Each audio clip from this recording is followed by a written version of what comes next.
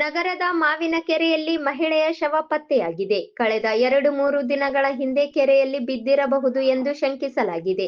ಸ್ಥಳಕ್ಕೆ ಆಗಮಿಸಿದ ಸದರ್ ಬಜಾರ್ ಪೊಲೀಸರು ಕೆರೆಯಿಂದ ಶವ ಹೊರತೆಗೆದು ರಾಯಚೂರು ರಿಮ್ಸ್ ಆಸ್ಪತ್ರೆಗೆ ರವಾನಿಸಿದ್ದಾರೆ.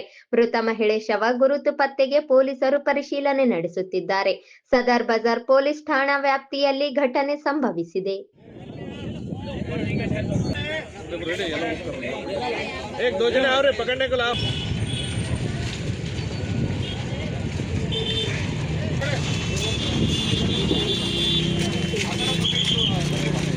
अंदर जा चलिए तो काय आಗುತ್ತೆ